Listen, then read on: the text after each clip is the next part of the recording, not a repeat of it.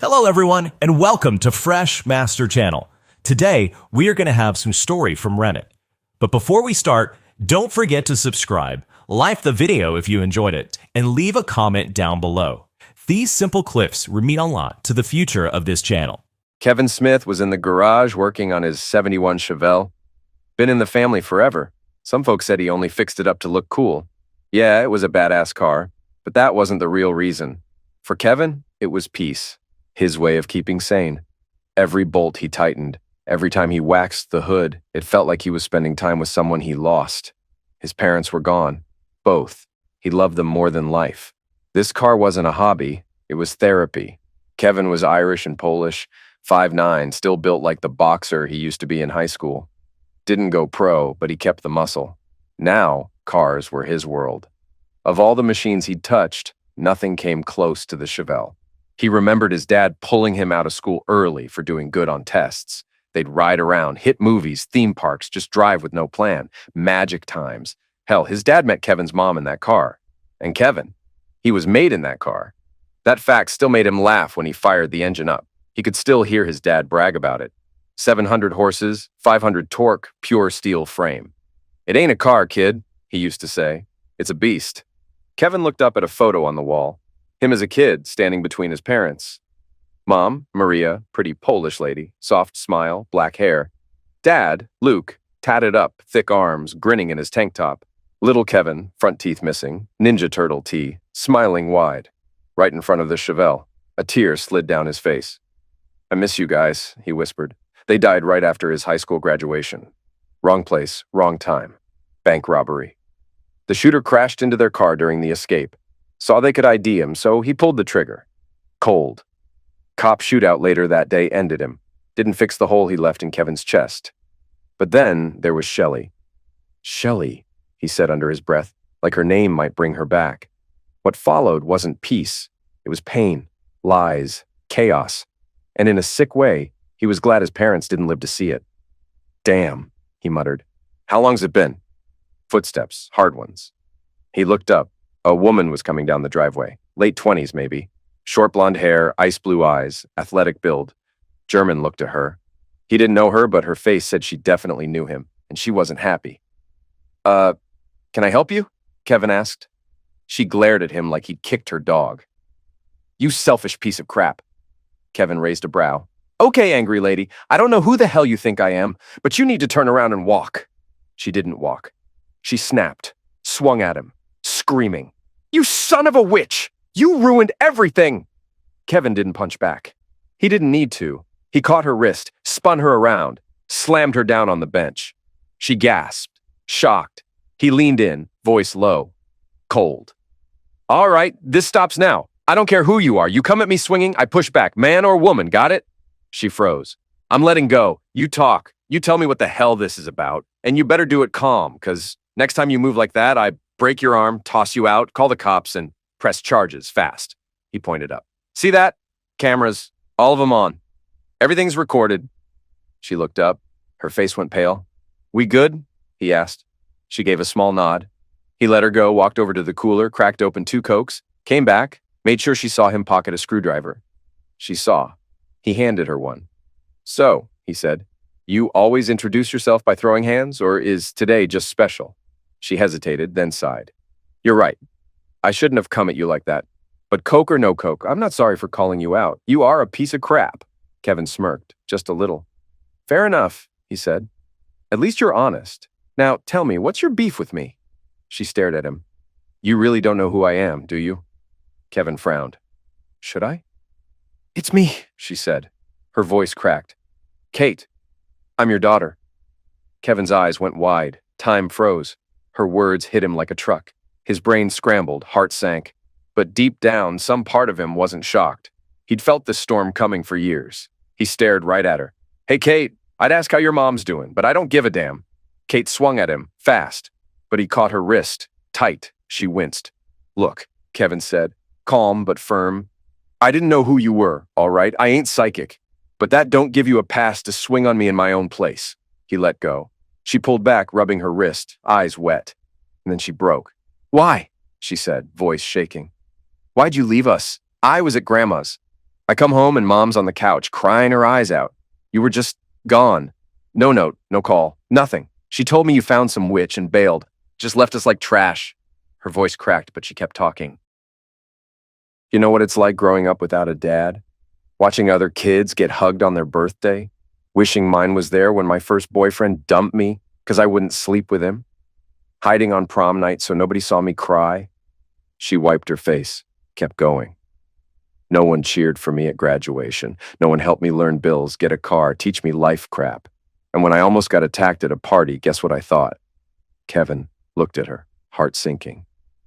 I thought, I wish my dad was here. I passed out drunk, woke up with my pants half off. Some dude standing over me. Someone walked in and scared him off. If they hadn't, I don't even know. Silence. Kevin's voice dropped. I'm sorry that happened, Kate. He got up, didn't say more. Just walked into the house. Left her in the garage, sobbing alone. She looked up. Where are you? You leaving again? She stood up to leave too, but the door opened. Kevin walked back in, holding an old binder. I made some sandwiches. We need to talk.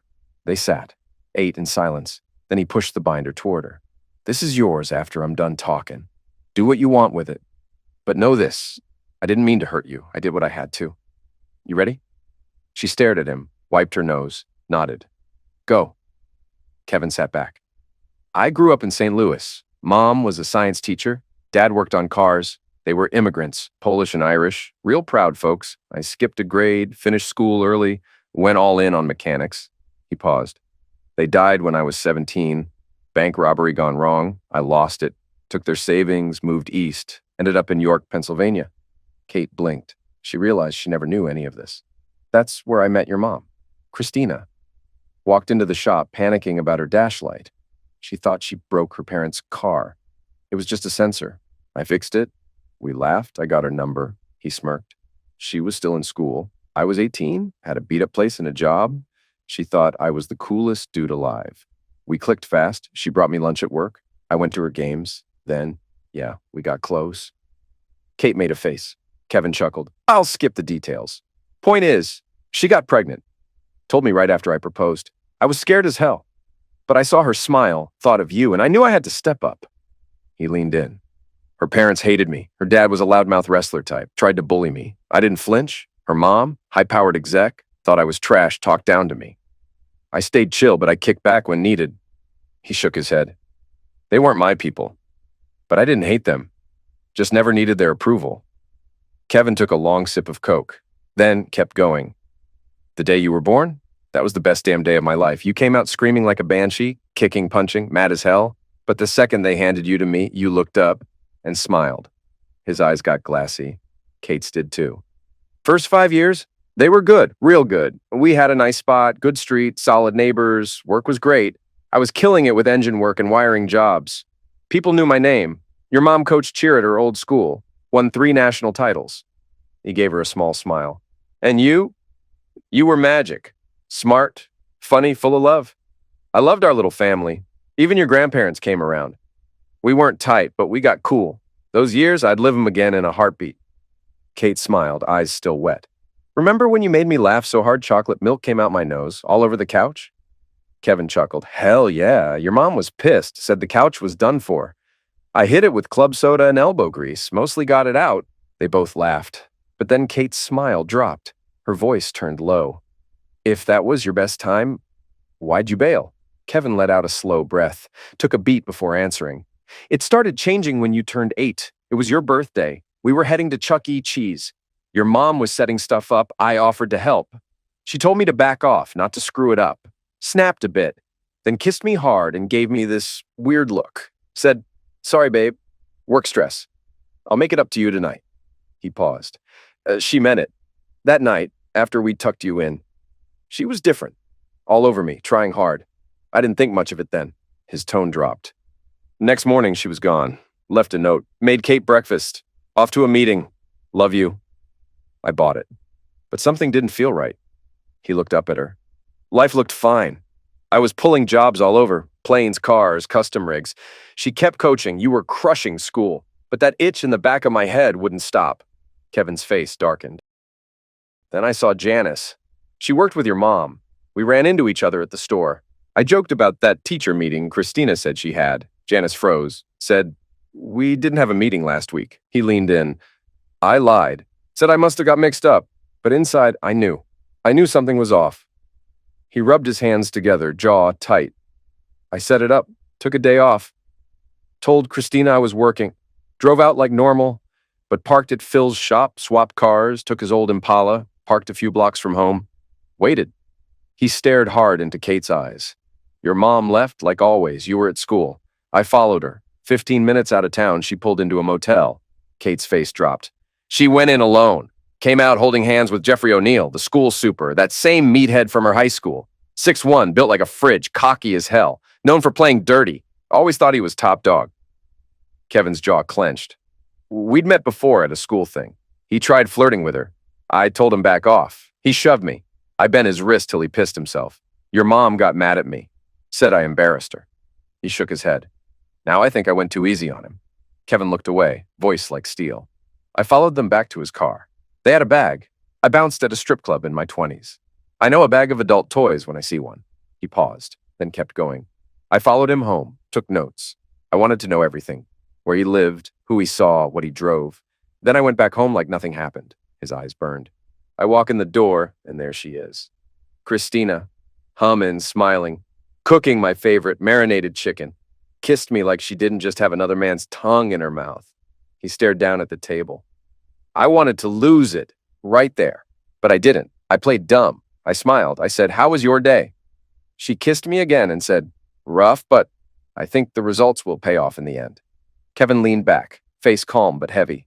He reached into the binder, pulled out an old phone, and handed it to Kate. "It's ready. Just hit play." Her hands shook as she did. The video rolled. Her face twisted. Shock, disgust, heartbreak. There was her mom, wrapped up with some dude, his hand all over her. Laughing. Kissing. Giddy as hell when the black bag came out. The bag Kate knew too well. Then, hand in hand, they walked into the hotel. Screen went black. Kate jumped up and ran outside. Seconds later, Kevin heard her throwing up in the yard. He didn't follow, just sat there quiet, not ashamed, just sorry. He knew her whole world just cracked. She thought she had one parent left to believe in. That was gone now. When she came back, pale and shaking, he handed her a glass of water. I didn't know," she whispered. "She never said she cheated. Told me you left. Said you found some other woman. I hated you. I blamed you." She broke down. "I'm sorry, Dad. I'm so sorry." Kevin gave her a look, hard but kind. "It's done. Let it go." He took a breath. "After I found out, I used my PTO. My boss backed me, HR too. They knew I gave it my all. Paid leave, no questions, gave me time to move." He leaned in. "I didn't tell Christina I was off, kept the act, still going to work each day, she never asked. I found this firm, Stockman's Law, run by two brothers, Baxter and Barney." Kevin gave a small smile. "Baxter? Monster in court. Used to be a top DA. Switched to family law after his best friend lost his kids. Kids he raised but didn't father. Friend eliminated his ex, her new guy, then himself. Left one word on a note. Why? That broke Baxter. Changed his whole path. Pause. Barney was a Philly cop. Took down gangs, butchers, big names.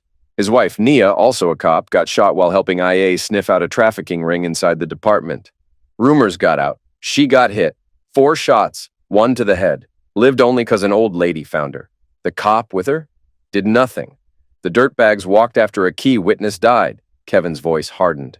Barney quit. Took his payout, grabbed his wife, and said, "Screw the system." He joined his brother. They swore they'd help people who got screwed over. They set up shop in central PA. Kevin looked off.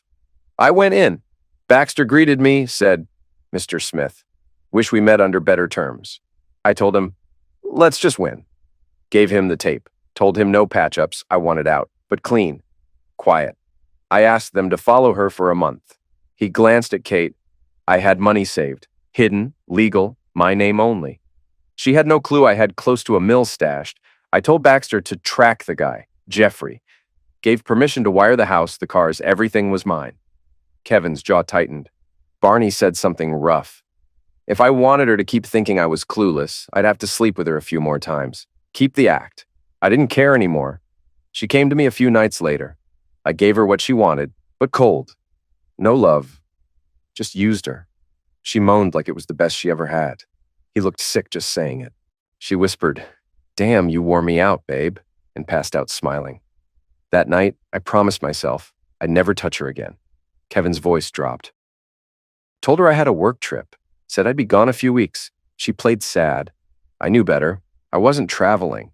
I went to a cabin I bought with inheritance money. She never knew it existed. I stayed in touch with Baxter. Barney kept tracking. He met Kate's eyes. They sent more tapes. Some were just meetups, others, they were in our house, in my bed. 2 weeks in, Baxter called me in, said, "We got it all? You sure you want to see this?" I said, "Yeah." No hesitation. Kevin leaned forward, tone flat. I sat down, watched my marriage die on screen. His face turned hard. What I saw, it wasn't just cheating, it was sick. She never did any of that stuff with me. 10 years together, nothing like this. She only pulled out tricks once, that same night she tried to cover her tracks. He stared into space. She was in bondage, toys the size of my arm, crawling like a dog. He used her like meat, and she loved it. She laughed while he degraded her. Kevin shook his head, voice low and sharp. It wasn't Zach's, it was a joke on me. Kevin's voice cracked. The worst part, it wasn't that they did it in my bed, it was the crap they said while doing it. Jeff called me a punk, said I couldn't please her, and she laughed, said, "Not like you. My husband's a joke. You're a real man." Kevin shut his eyes. I turned it off, couldn't take more. He reached into the binder, pulled out a disc, and handed it to Kate. She stared at it. "Is this?" "Yeah, that's the proof. Your mom and Jeff." Kate didn't scream, didn't talk, just cried quiet. Kevin softened a little. "Now the rest." He sat forward. After that, I stepped out. Baxter and Barney were waiting. I told them, "Get the papers ready, but don't serve them yet, not till I hit back, both of them." We needed a plan. No slip-ups, they were in. Kevin's eyes narrowed. I told Barney, get more dirt, not just for me. For Jeff's wife, too. I wanted her to see it. Told the guys to set up a meeting on the same day I served the papers. He leaned back.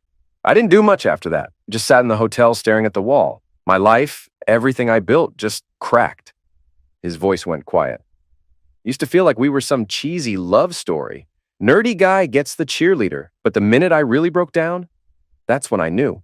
She never loved me like I loved her. He stared past her. She helped me when I lost Grandpa, Captain Bill. World War II vet, 101st Airborne. Freed my grandma from a camp. He was my hero. We watched old Doctor Who the night before. Next day, he didn't wake up. Kevin glanced at Kate. Your mom held me together back then. I thought she was real. Kate blinked. She got in a crash, right? Kevin nodded. Yeah, wreck was bad. She and her best friend Rebecca were hit by some drunk. Rebecca got crushed. Your mom barely made it. Driver tried to run, but a neighbor saw the whole thing. His fists clenched. I helped her recover. She was a wreck. When it went to court, she gave that drunk hell. Showed pics, her and Rebecca as kids, then one from the concert, and then one from the autopsy. His voice dropped. She screamed at the girl, said, "Look what you did."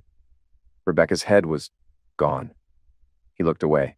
She helped me through hell. I helped her through hers.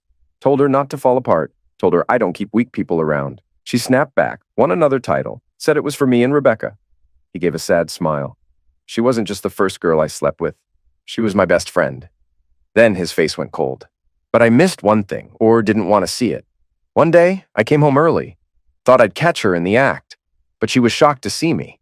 Played it cool. I made up a lie, said work needed me out of state. She bought it. He tapped the binder. Once, slow. She wanted me that night, he said. I gave in, played the part, but I already knew what I'd do next. Kate frowned. What do you mean? He didn't answer right away, just tapped the binder again. When she passed out, he said, I went into your room, watched you sleep, my kid, my reason, and I knew this was it. His voice dropped to a whisper. I called Baxter, told him, send the pics to Jeff's wife, we need to talk. He looked down, then continued. Next day, I got a text. No name, just Silver Spoon Diner, 3 p.m., don't be late. He glanced at Kate. I showed up, saw her right away. Long dark hair, green eyes, pretty face. Nothing flashy. Just a plain dress. She waved me over. I sat down. Her eyes were red. She'd been crying. He leaned forward. Then she said, I saw the proof. My husband, and that witch you married. He paused. She winced right after and said, sorry, I didn't mean... He held out his hand as if recreating the moment. I touched her hand, told her, "I'm not mad. You've got every right to be pissed. You deserve the truth." He motioned like sliding a folder across the table. I gave her everything: photos, hotel bills, screenshots. She used my money to buy that prick jewelry, designer shirts, whole damn affair on my dime. He let out a bitter laugh. Classy, huh? Kevin stood up a little straighter, then mimed offering a handshake. "For what it's worth," he said, "I'm sorry, Mrs. O'Neill." He gave a small nod. She looked up at me and said, "April, my name's April, and I'd like your lawyer's number." He let that hang for a beat. "I didn't expect that. Even broken, she still had grace," he sighed. I gave her Baxter's card, then I left. He looked past Kate for a second before going on. That night, I headed to Stockman's office, told them April might be coming in. Then I said, "I want Jeff served at work. I'll take care of Christina myself."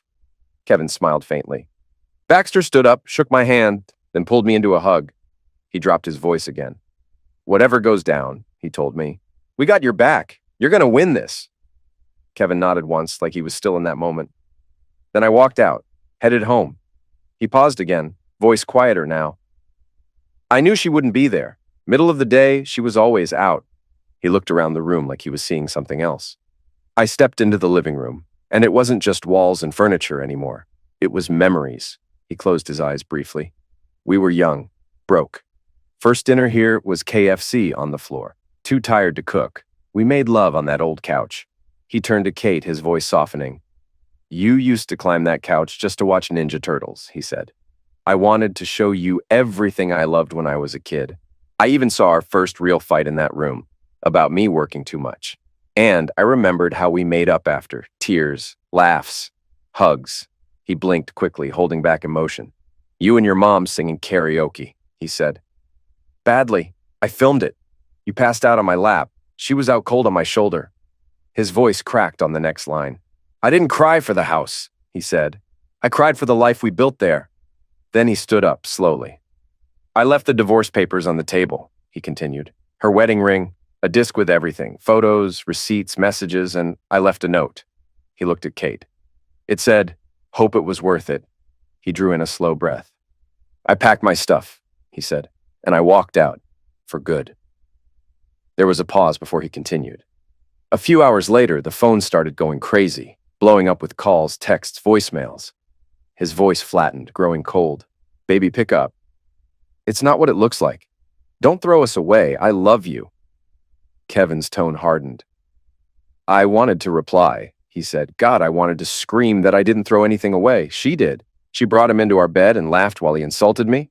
He stopped, jaw clenched, the silence stretching for a moment. "But I didn't answer," he said finally. "She didn't earn that." He turned to Kate, looking her straight in the eyes. "Didn't see her again till court. I moved out of state, worked remote. Only Baxter and the court had my new address. I kept the old phone she kept texting, saved it all, stored it in a bank box, got a new phone, new number, new life." Then a flicker of a smile. "Guess what happened to Jeff?" He leaned in.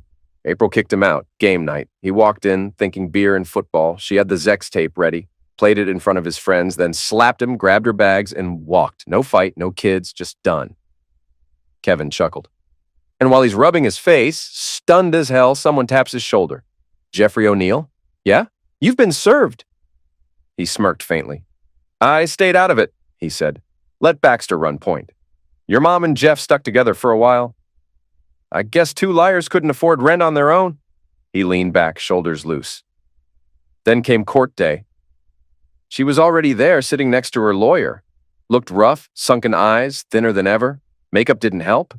You could see the wreck underneath. She tried to hug me. Kevin's face darkened. Baxter stepped in, blocked her. He paused, then added, "Her lawyer was some fresh-faced kid, all smile, no spine." Kevin chuckled dryly. Baxter turned to him and said, "Control your client. She ain't sitting with me for a reason."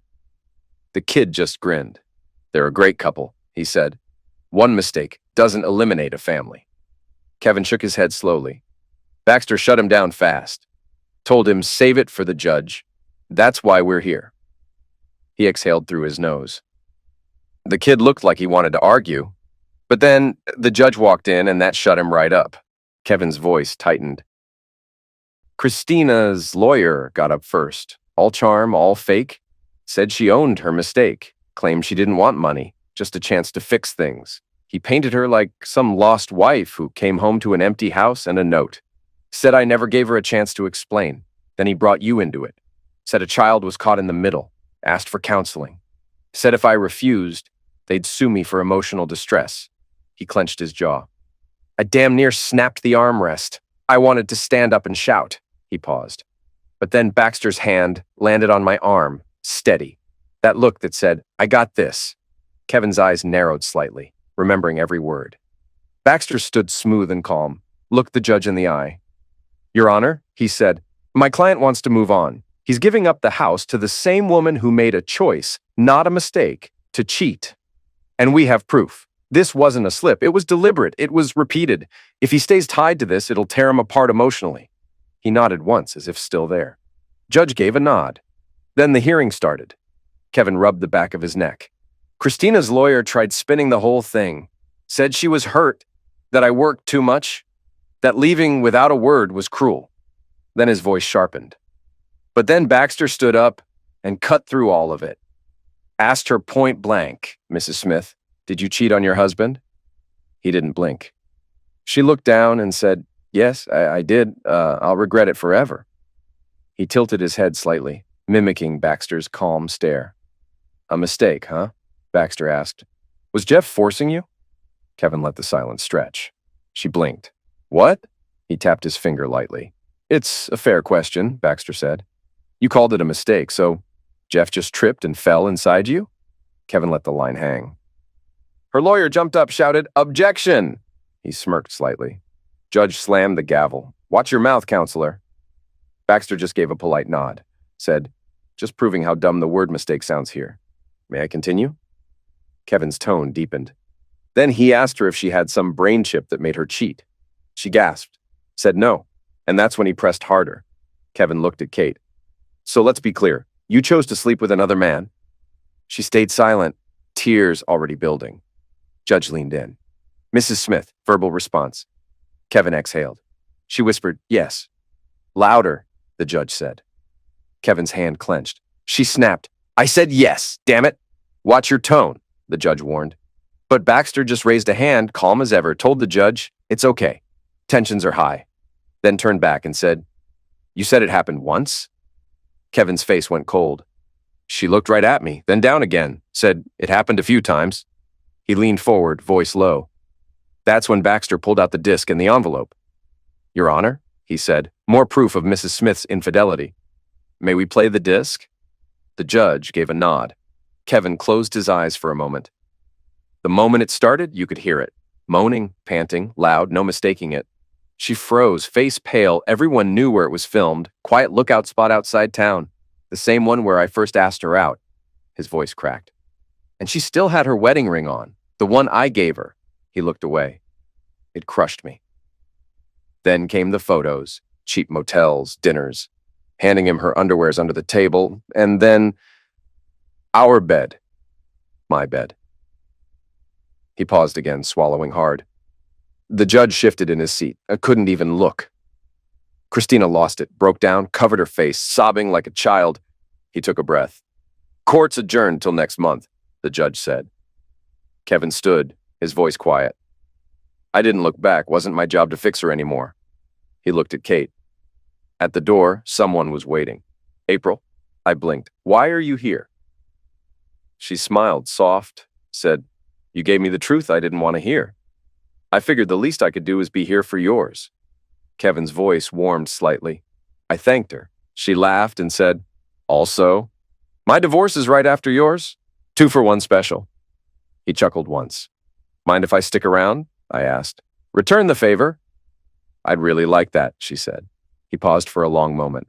So I stayed, like she had. He glanced to the side. When Jeff saw us sitting together, he froze, his jaw clenched, eyes full of hate. Kevin's stare hardened. I looked right back, calm, cold, thought, go ahead, give me a reason. He shook his head. Jeff blinked first. That smirk dropped, shoulders sank. Kevin leaned forward. April's case went down the same way. Jeff tried lying, blamed her, denied everything. Then his voice grew heavier. But then she played her tapes, high res, crystal clear, brutal. He looked down. April didn't flinch, just sat there, but you could feel it, every second cutting her deeper. When it ended, she turned to me, glassy eyes, voice shaking, said, "Get me out of here, please?" Kevin's jaw tightened. That's all she had to say. I got us out fast. We didn't talk. We were both drained, hollow. We stopped for food, not for fun, just to fill the hole. Maybe figure out why we weren't enough for the people we gave everything to.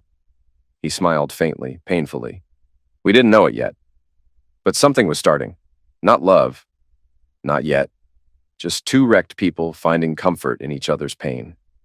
He paused, looking at Kate. I thought it was just having someone to sit beside while life sucked. He chuckled lightly. Drinks came. Neither of us touched them. We just stared at the ice, like maybe it had answers. His voice softened again. Then April spoke, said, I don't get it. Did I do something wrong? Miss a sign? I did everything. Cooked what he liked. Washed his clothes. Stood by him when people turned. Helped him after his brother died. When he lost his scholarship, when his friends ditched him. I stayed. Kevin's expression fell. She said, I gave him everything. Loved him like crazy. Made him feel like a damn king in bed. And somehow, I still wasn't enough. His voice lowered. She broke right there. I reached over, pulled her in. He smiled faintly. Diner was almost empty. The cook looked worried. We waved him off. He brought free drinks while we waited. After a while, she stopped crying. I looked at her and said, unless you cheated or ghosted him, this ain't on you. You stood tall when others bailed. You were loyal, kind, gave a damn. You're smart, gorgeous. You've got a heart most people don't. If a man walks out on that, he's a goddamn idiot. Kevin blinked slowly. She gave a teary smile, leaned in, kissed my cheek, said, thanks, Kevin. I mean it. We ate after that. Quiet, no more crying. His face turned still. That wasn't the end of us. Court was set again for next month. Until then, we just kept in touch. Checked in, no drama, no hate. Just human. He looked off to the side. She was 24, no kids. I was older, no talk of feelings. But the pain we shared, it built something. Then his jaw clenched. Meanwhile, Christina's friends and family started coming after me, called me trash, a deadbeat, said I abandoned her while she was confused. He shook his head once. Later, I found out some of those same people helped cover her cheating. His voice dropped. I made a mental note. I'd deal with them. Just not yet. Kevin took a breath. Next court date came, he said. But this time, Christina and her team weren't begging. They were demanding counseling. He gave a bitter smile. I didn't react. I was done. His voice flattened. Even the judge raised an eyebrow. He looked down for a second, then went on. Then they gave their big speech, rehearsed like a high school play. The lawyer stood up and said, Your Honor, my client admits her wrongs. She's not asking for cash, just a chance. Their child cries for her father every night.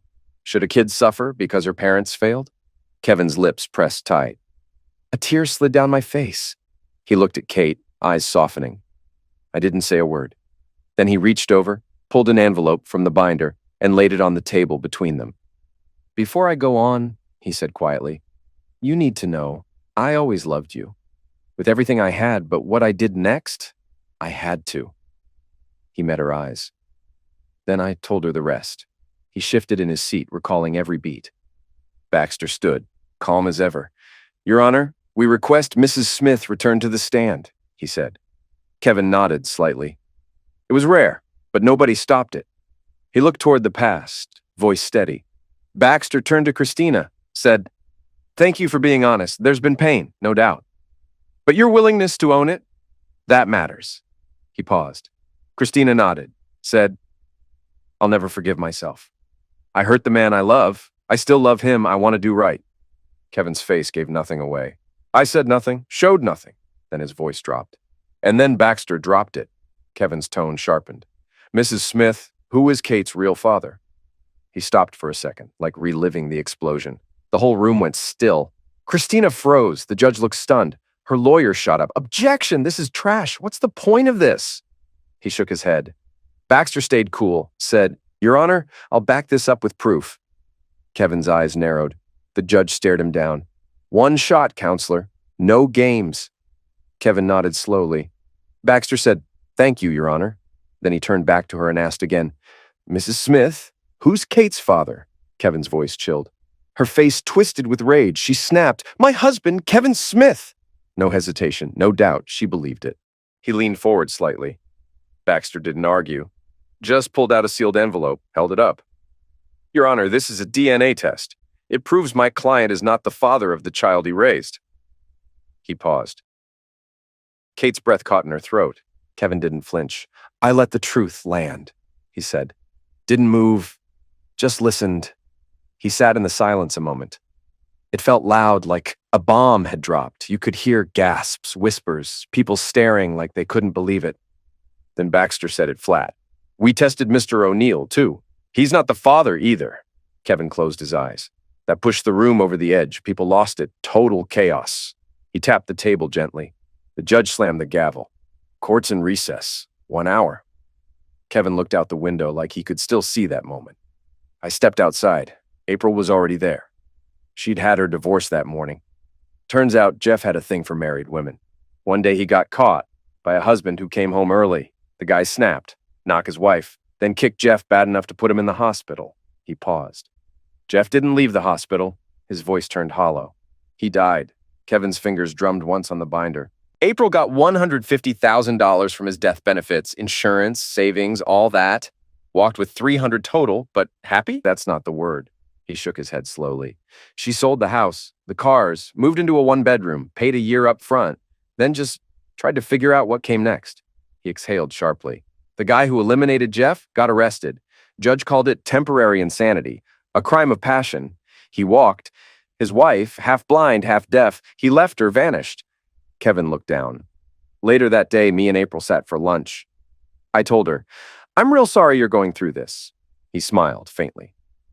She nodded, voice low, said, "Thanks, Kevin. You know what's crazy?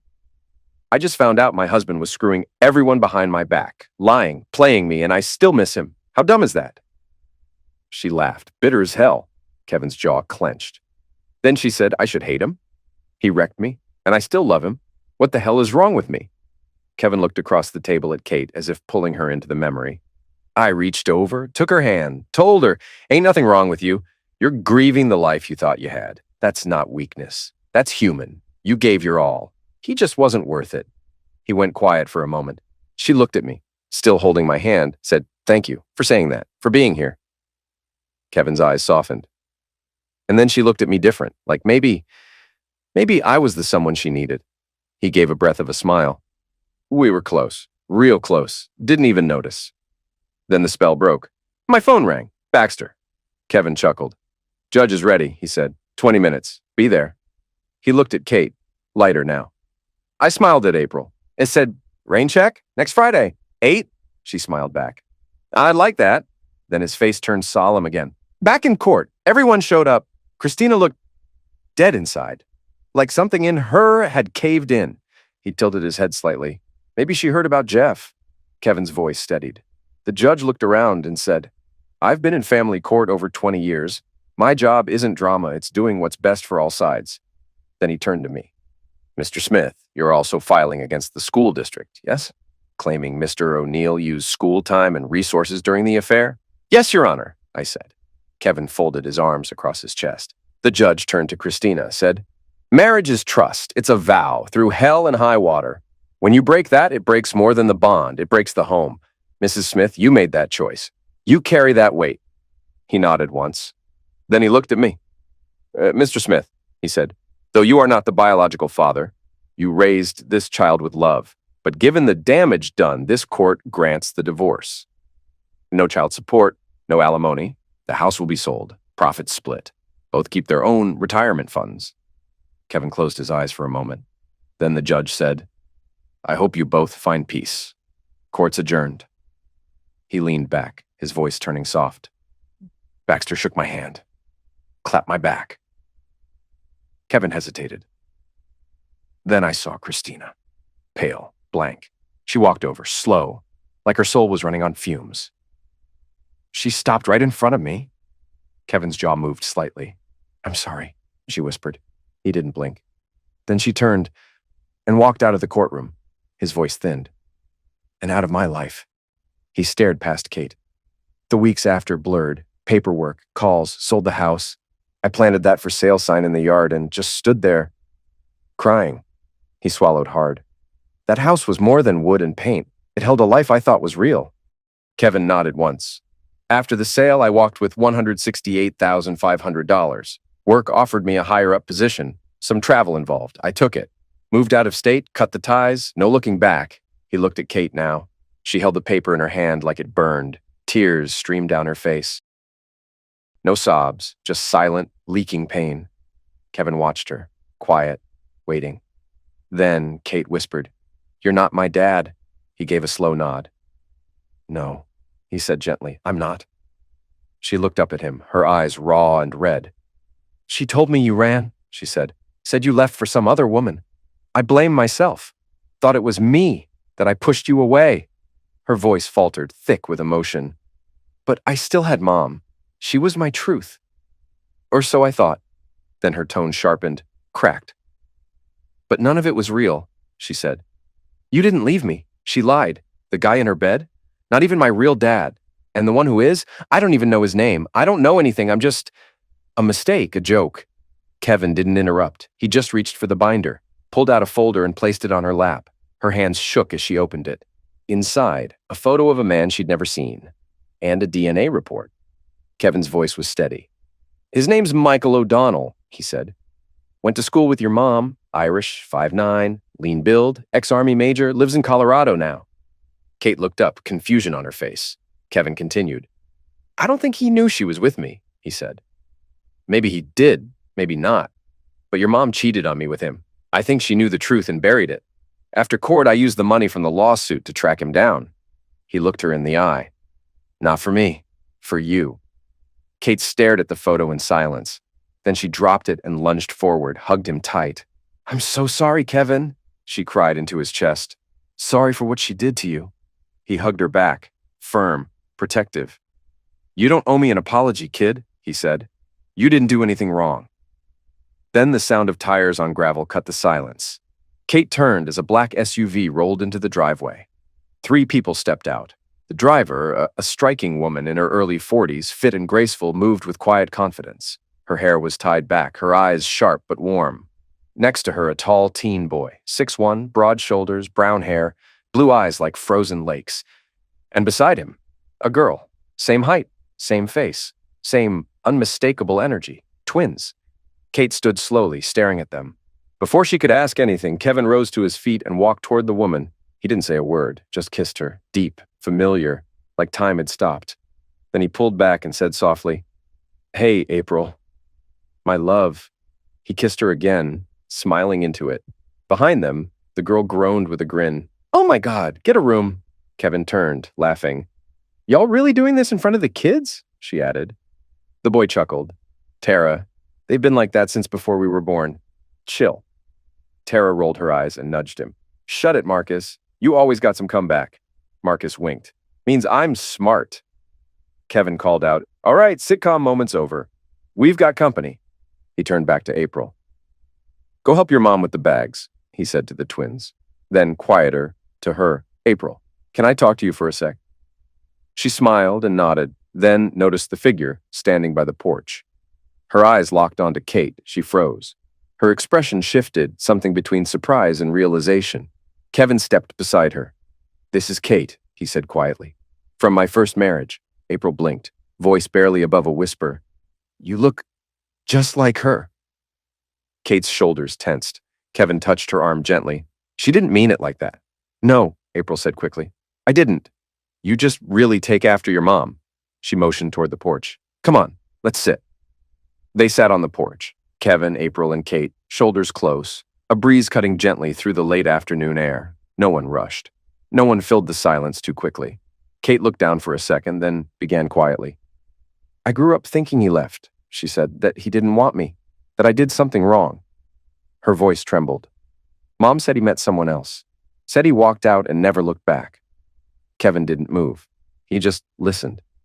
"She made it sound like you didn't care," Kate added, eyes on him now. "Like I didn't matter. And I believed her." April reached out slowly, placing a hand over Kate's. "I'm so sorry," she said softly. Kate shook her head. "She lied for years. Never told me anything real. I didn't even know his name until recently. Silence again. Then Kate looked at them both. So, when'd you two meet? Kevin and April exchanged a glance. He smiled, a little crooked. Believe it or not, he said. Dumb luck. Kate raised an eyebrow, waiting. Kevin leaned back in the chair, the memory warming his voice. After the divorce, I moved out here, started working remote, took mobile repair gigs to stay busy. One snowy afternoon, I got a call, news van stuck on a farm road. He nodded toward April. Guess who was behind the wheel? Kate turned to her. April let out a soft laugh. I used to study media before I married Jeffrey, she said. Dropped it after we got hitched. But after the divorce, I went back. Got a job at the local station. She smiled. That day, our van died in the middle of nowhere, and the mechanic who showed up was Kevin. They both smiled at the memory, like a shared secret wrapped in snow and timing. Kate watched them quietly, a flicker of something gentler in her eyes. We hadn't seen each other in a year, Kevin said. But it clicked. We swapped numbers, started talking again, took time. Trust was hard, but we got there. Got married a year later. Then came the twins. April stood, walked to Kate, and hugged her tight. Kate, I'll be real with you. When I saw you, I got scared. Not of you, just scared of what it might mean, but this isn't your fault. Or Kevin's. I'll defend him till the end. No man should be forced to raise a kid that ain't his, especially not when he's been lied to. She paused. What happened to you was wrong. I won't deny that. But try and see it from his side. He loved your mom, thought you were his, and every hug, every smile was a reminder of the lie. That kind of pain? Most people don't come back from it. Kate wanted to say yes, but deep down she knew the truth. No, she whispered. I couldn't. She broke down in April's arms. After a moment, April pulled back and wiped Kate's cheek. We're about to eat, April said gently. If Kevin's good with it, and you are, I'd love for you to stay. Kevin nodded. Kate did too. Dinner felt like a dream, loud, warm, real, a table full of laughs and stories. It was the kind of love Kate hadn't felt in years. Not since she was little. Her bond with her mom had faded over time, gotten cold. Like every time Christina looked at her, she saw a mistake she couldn't fix. Kate didn't hate her. But after today, they had to talk. The twins opened up. Tara was deep into art and poetry, had won national awards. Marcus, state champ in wrestling, smart as hell, heading toward NASA, a brain and a beast. Everyone called him the jock nerd. And even though her day had started with her screaming and swinging at Kevin, by dessert she felt like part of the family. Later that night, Kevin and April walked her out to the curb where her Uber waited.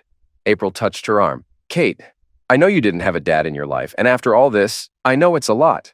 But just remember, what happened to you doesn't define you. Kate opened the door, paused, then looked back. Hey, I'm sorry about how this started. The whole attack you, get my A handed to me thing. Maybe once this calms down, we can talk again? Kevin smiled. So did April. Yeah, Kevin said. We'd like that. The car pulled off. Across town, Christina sat alone, another glass of wine in hand, lost in old memories. She had never really come back from the wreckage of her marriage. Every day she thought about the family she blew up, about how it was her fault. After the truth came out, the school put her on leave. Later she worked again as a tutor. She had her degrees, her name still meant something. And when COVID hit, tutoring boomed. Parents were scared or fed up with schools. Christina found her lane. She lived okay, but it cost her. Most of her time was spent dealing with her daughter. Wild, angry, hurt. She fought teachers, screamed at Christina, dated toxic guys, landed in jail once, pills, fights. It all came from the same place, thinking her dad bailed on her for no reason. Christina knew the truth, and every time she looked at her daughter, all she saw was a kid who just wanted her dad. And she hated herself for it. Her thoughts were cut off by the doorbell. She wiped her face, stood up, and opened the door. Kate stood there, eyes burning, a paper in her hand. Christina's face went pale. Where'd you get that? She asked, her voice already shaking. Why? Kate snapped. Why'd you let me grow up thinking he left me? That he cheated on you? That he ran off and didn't want me? That he hated me? Christina opened her mouth. Nothing came out. You played the sufferer, the poor wife left behind. But you were the one who cheated. Not just on Kevin, but on me. Kate's voice cracked. I'm not even his kid. And you knew that. Kate, please. What did you expect? That he'd raise someone else's kid and just smile through it? That he'd be your good little fool? Pretend it was all fine? Kate's eyes filled with tears. I loved you. Even with everything, I trusted you. Because you were Mom. You were supposed to tell the truth, but everything you told me about Kevin, about Jeff, about me was a damn lie. She held up the paper. My real father? Michael O'Donnell. Christina gasped like she'd been punched. Kate nodded. Yeah, he told me about you too. Said he didn't know you were with Kevin. Didn't even know I existed. Her voice dropped. Is it true? Christina's legs gave out. She fell to the floor, sobbing. I was young, dumb. It was supposed to be a fling. Kate's voice went cold. And you let Kevin pay the price. You let him think I was his. You let me grow up without him. You used him. Is that what I am? Some mistake you stuck on the wrong guy? No, baby. No, Christina cried. I love you. Always have. Then why'd you lie for 15 years? Christina looked up, face soaked, voice barely a whisper. I was scared. I never thought I'd get a man like Kevin. He gave me a real home. I messed up, but I never once regretted having you. I was weak. I tried to hide it. Thought I could delay the truth. But it caught me. And now? I've lost everything. She dropped to her knees, full breakdown. I broke the only man who ever loved me, and I took your dad away from you. I'm sorry, baby. I'm so sorry. Christina dropped to the floor, broken, sobbing at her daughter's feet. Kate stood still. No yelling now, just pain, disgust, sadness.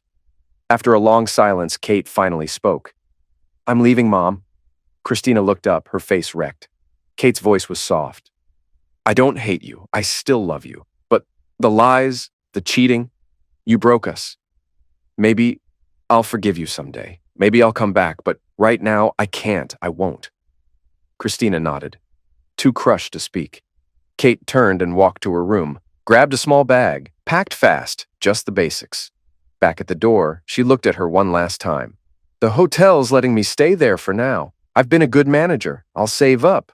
Might get my own place. I don't know when you'll hear from me again, or if. She paused.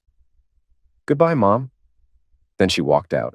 Christina followed, but only to the door. She didn't call after her. She didn't beg. She just stood there, watching the last piece of her life walk away. She turned toward the hallway mirror, stared at her reflection, pale, empty. Idiot, she whispered.